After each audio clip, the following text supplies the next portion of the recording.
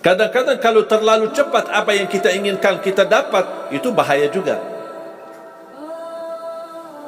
Dan Allah ingatkan, kalau manusia, Allah tidak sulit menjadikan manusia semuanya kaya. Kalau sekarang saya bertanya, mau enggak semuanya jadi orang kaya? Pasti mau, siapa yang tidak mau? Coba bayangkan, kira-kira sulitlah bagi Allah menjadikan semua manusia di bumi kaya raya? Sulit tidak? Tapi pertanyaan saya, kira-kira berjalan hidup kita enggak kalau kita semuanya kaya?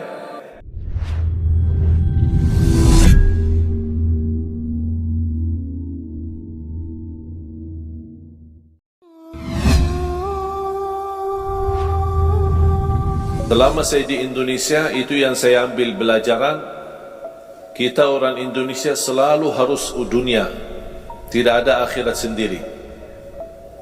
Dunia dan mau kaya di dunia kaya, selamat di dunia selamat.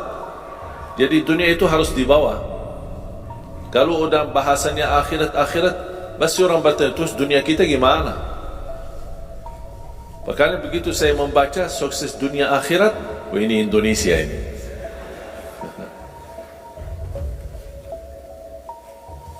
Bahkan hampir setiap ibadah kita pasti yang dikejar dunia. Saya sudah dakwah sebelum di Indonesia di mana-mana, tapi baru pertama kali pas saya di Indonesia diminta amalan, gimana supaya dapat amalan mudah kerja, dapat amalan mudah urusan, dapat amalan lancar rezeki, dapat amalan. Jadi ujung-ujungnya semua untuk urus dunia. Makanya saya buatkan satu buku. Habis saya sudah fahami dan belajari karakter orang Indonesia. Orang Indonesia dah mau yang ribet-ribet, mau yang mudah, yang enak dan masuk surga. Betul? Makanya saya buatkan satu buku, 20 amalan mudah tapi pahalanya sangat menakjubkan. Mudah diingat, mudah dihafal, mudah diamalkan, tapi pahalanya sangat luar biasa.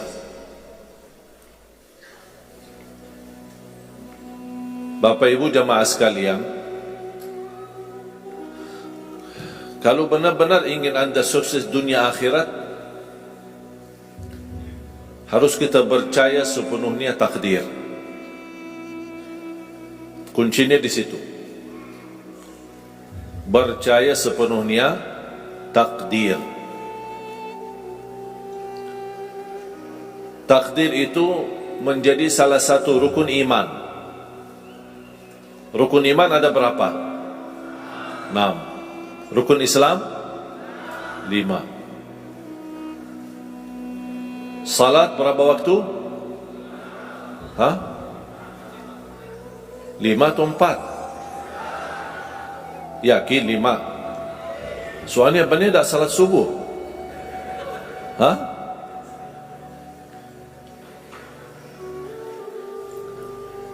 Takdir itu menjadi salah satu rukun iman.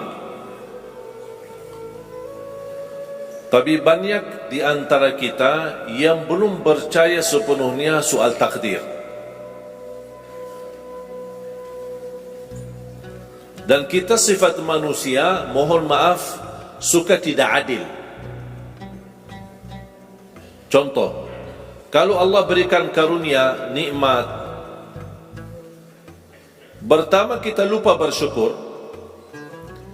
Yang kedua, kita tidak pernah berkata sama Allah, ya Allah kenapa aku dapat nikmat ini?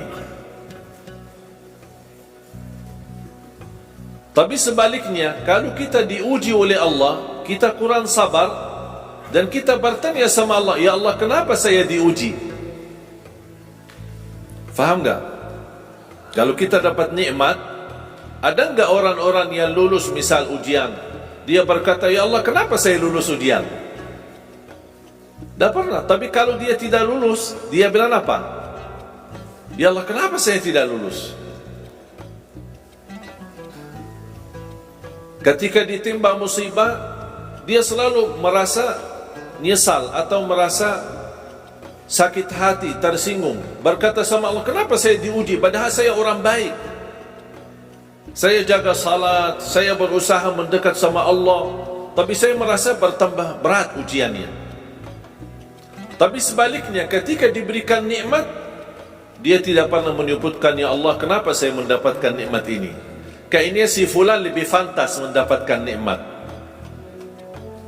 Itu tanda manusia tidak adil, tidak bersikap adil. Makanya subhanallah, semakin anda mantap imannya terhadap takdir, semakin hidupmu jadi nikmat. Saya kasih contoh.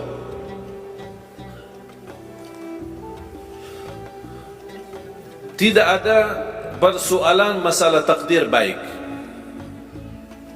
Itu bukan masalah bagi kita. Justru kita bertambah senang kalau kita mendapatkan takdir yang baik. Tapi yang menjadi persoalan bermasalah bagi kita adalah takdir buruk. Ketika ditimpa musibah, ketika ada ujian, ada sakit, kesulitan, penghasilan yang tidak mencukupi, dan banyak masalah keluarga, masalah rizki, masalah sama majikan, masalah di kerjaan, itu yang membuat banyak beban fikiran.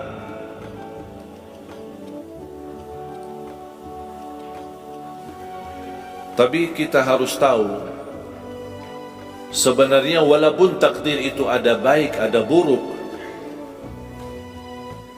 kenyataannya buruk, nampaknya buruk, tapi hakikatnya baik. Hakikatnya baik. Tapi kapan kita bisa tahu takdir yang buruk ini bisa menjadi baik bagi kita? Belum tentu sesaat terjadi ujian itu. Bisa jadi belakangan, bahkan bisa menjadi sekian lama baru kita tahu dan sadar ternyata takdir itu baik bagi kita.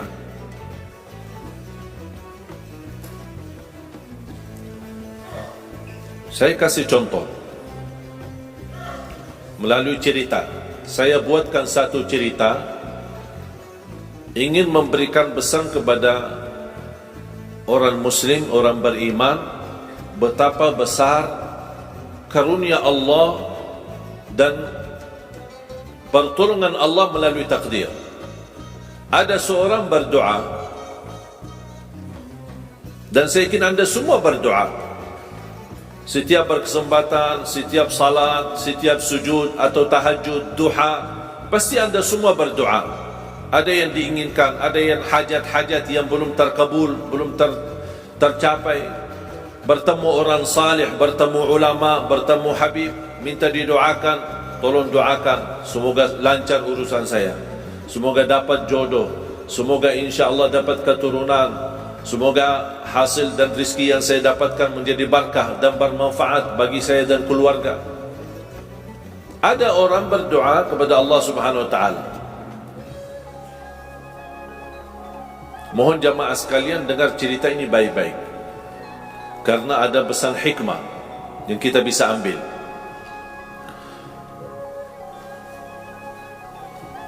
Orang ini berdoa tapi tidak melebihi selain doa meminta jodoh yang salihah, yang cantik, yang kaya. Itu aja doanya, tidak ada yang lain. Setiap salat, ya Allah, jodoh yang salihah, yang cantik, yang kaya. Tahajud, ya Allah, jodoh yang salihah, yang cantik, yang kaya. Doa pas buka puasa, itu aja doa, tidak ada yang lain. Tidak minta ampun, tidak minta rahmat, tidak minta karunia, tidak minta keselamatan. Butuh banget ini jodohnya. Dapat rezeki sedikit, dapat kemudahan berangkat haji. Selama dia berhaji, selama dia tawaf 7 kali, itu aja doanya. Ya Allah, jodoh yang salihah, yang cantik, yang kaya. Safa Marwah sa'i, ya Allah, jodoh yang salihah, yang cantik, yang kaya. Tak ada yang lain. Ketika satu malam dia sudah di tengah air, berjalan malam hari santai-santai di kampung sambil membayangkan jodohnya, menghayal bagaimana cantiknya. Pas di dalam perjalanan dikejar anjing, dia lari, dan justru anjing semakin lari semakin dikejar. Makanya kalau ketemu anjing jangan lari. Akhirnya anjing berhasil gigit kakinya, berdarah. Datang mobil ambulan, dibawa ke rumah sakit. Di dalam mobil ambulan dia merasa menghadapi ujian, dan dia berkata, ya Allah, selama ini saya berdoa minta jodoh yang salihah, yang cantik, yang kaya, masa dikirimkan anjing? Dia belum tahu ada apa. Dan ini yang sering kita lakukan, terlalu cepat respon dan berkata yang tidak baik ketika kita diuji oleh Allah, sedangkan kita belum tahu apa yang akan terjadi sesudah itu. Ambulan dibawa ke rumah sakit, dan subhanallah, dirawat di rumah sakit seorang dokter yang cantik, yang salihah, yang kaya, jadi jodohnya. Ada hikmah enggak digigit anjing? Buruk enggak kejadian itu? Buruk, digigit anjing pasti buruk. Tapi ternyata di dalam keburukan Allah menyediakan sesuatu kebahagiaan, sesuatu kebaikan, tapi kita belum tahu. Ternyata Allah sudah kabulkan doanya. Allah sudah kabul. Cuman kadang-kadang proses menabulkan doa itu ada di antara doa kita yang memang prosesnya lewat takdir buruk. Allah sudah kabul. Kata Allah, aku sudah kasih, tapi tunggu. Seperti ini orang, doanya terus, ya Allah, jodoh yang salih, yang cantik, yang kaya, jodoh yang salih, yang cantik, yang kaya. Allah sudah kabulkan doanya, tapi jodohnya ada di rumah sakit. Berarti harus sakit dulu. Gimana cara sakit dulu? Allah punya bermacam cara, berbagai macam cara.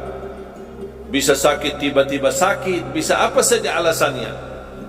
Di antaranya tentara Allah yang ada di bumi, semua yang bernyawa makhluk Allah, patuh dan taat kepada Allah Subhanahu wa taala. Di antaranya anjing. Allah perintahkan gigit si fulan biar ketemu jodohnya di rumah sakit.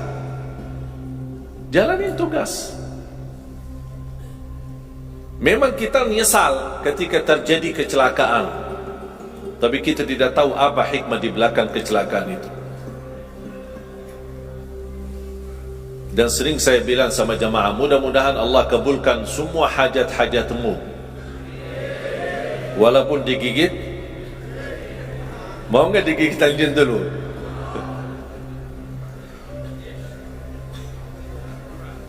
Sebenarnya kalau kita tahu rahasia takdir, apapun yang akan terjadi, kita tidak ada kekhawatiran, karena kita tahu sesudah ujian ini pasti ada sesuatu kebaikan. Dan yakini Bapak Ibu, Allah Subhanahu wa taala Maha baik. Allah tidak senang menyusahkan hambanya. Tapi kadang-kadang proses untuk menuju kebaikan ada kesulitan dan tantangan. Seperti cerita seorang bapa yang bercita-cita untuk berhaji. Saya bertemu seorang jamaah, usia sudah mungkin 80-an, 80 tahun lebih. Saya pas bertemu diceritakan ini marbot masjid, ahli masjid. Saya berdialog bertahun-tahun, Masya Allah, kerjaannya hanya lap-lap masjid, bersihkan masjid, jaga masjid. Saya berkata sama beliau, Pak, apa yang Bapak inginkan? Tahu nggak jawabannya apa? Saya ingin haji, tapi saya orang tidak mampu. Doakan mudah-mudahan saya bisa haji. Saya bilang, insya Allah Pak, kalau soal haji, soal umrah, itu tidak tergantung dengan kemampuan. Ada orang yang tidak punya uang sama sekali, tapi dapat dipanggil bisa haji. Karena haji dan umrah itu hadiah dan panggilan Allah subhanahu wa ta'ala bagi hambanya. Bahkan justru ada orang yang banyak hartanya, tapi tidak tertutup hatinya untuk ke tanah suci. Boleh kita bercita-cita, berkeinginan ke tanah suci, tapi jangan digantungkan persoalan ini masalah kemampuan. Nanti kalau saya ada uang, saya mau haji dan umrah.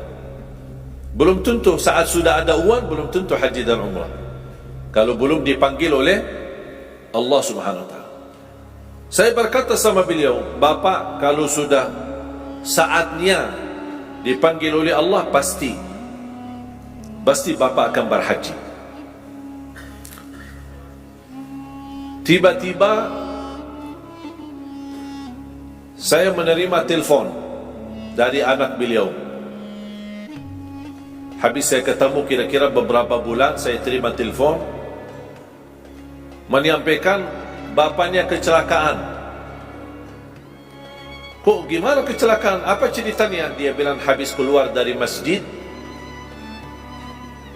pulang malam hari, nampaknya ada mobil, pas ayahnya lagi seberang jalan, ada mobil tidak memperhatikan, kemudian tabrak. Alhamdulillah tidak terlalu parah, cuman perlu dirawat di rumah sakit sedikit, sebentar. Saya ke sana, pergi. Rumah sakitnya di mana? Dikasih tahu alamatnya. Saya datang kunjung silaturahim. Pas beliau bertemu dengan saya, nangis dan pingin peluk saya. Dan terus saya tanya, gimana? Kata beliau, ada cerita yang istimewa terjadi sama saya. Ternyata orang yang menabrak beliau, orang yang kaya.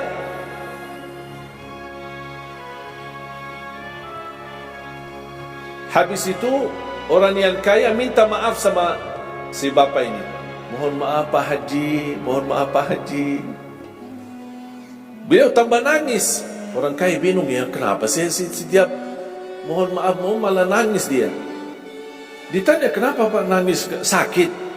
Tidak, karena Bapak dari tadi bilang Pak Haji, sedangkan saya belum haji. Tertutup hati orang yang kaya, yang dia sediakan biaya haji dan bisa berangkat. Dan kata beliau, betul apa yang disampaikan ketika pertama kali bertemu. Kalau sudah saatnya dipanggil oleh Allah, pasti bisa ke tanah suci, walaupun ditabrak mobil. Berarti intinya apa? Apa yang saya ingin sampaikan, jangan ada yang merasa menolong atau merasa sakit hati atau merasa tersinggung ketika menghadapi ujian. Merasa belum terkabul keinginannya, Allah sudah kabulkan. InsyaAllah tidak ada di antara kita yang ditolak doanya. Cuman kita mohon maaf kadang-kadang buru-buru, ingin selalu semuanya cepat. Kadang-kadang kalau terlalu cepat apa yang kita inginkan kita dapat, itu bahaya juga. Dan Allah ingatkan, kalau manusia, Allah tidak sulit menjadikan manusia semuanya kaya. Kalau sekarang saya bertanya, mau nggak semuanya jadi orang kaya? Pasti mau, siapa yang tidak mau? Coba bayangkan, kira-kira sulitlah bagi Allah menjadikan semua manusia di bumi kaya raya? Sulit tidak? Tapi pertanyaan saya, kira-kira berjalan hidup kita enggak kalau kita semuanya kaya? Bisa berjalan lancar? Masa enggak? Semuanya kaya raya. Gimana kehidupan kita sehari-hari? Berjalan lancar tidak? Kenapa tidak? Saking banyak kekayaannya. Kalau semuanya kaya, memang sulit menjalani kehidupan. Contoh, cari supir. Siapa yang mau supirin kita? Sama-sama kaya. Datang minta tolong sama teman. Boleh nggak ini cariin supir? Aku aja lagi cari supir, dah dapat. Mau punya perusahaan sendiri, butuh tenaga kerja kan? Semuanya orang kaya. Buat apa kalau mereka semua kaya, masing-masing punya pabrik, tapi tidak ada yang bekerja? Sulit nggak jalan hidup? Sulit. Sama sebaliknya, kalau semuanya di bumi miskin, susah. Kira-kira gimana hidup kita? Ya susah juga. Tidak bisa lancar hidup di dunia. Setiap ada orang datang minta tolong, Pak, apalagi saya, Pak? Saya aja susah. Tapi makanya ada hikmah. Allah menjadikan ada yang kaya, ada yang miskin. Yang kaya menutupi kebutuhan yang miskin, miskin juga menutupi kebutuhan yang kaya. Saling mengisi. Supaya apa? Supaya dunia ini berjalan, hidup kita berjalan. Tapi coba bayangkan kalau semua orang kaya tidak mau membantu orang miskin, dan semua orang miskin sombong dan mau melayani orang kaya. Gimana kehidupan kita? Susah. Makanya jemaah sekalian, kunci anda sukses dunia akhirat, percayalah takdir. Dan semua takdir itu baik, tapi kita belum tahu rahasianya.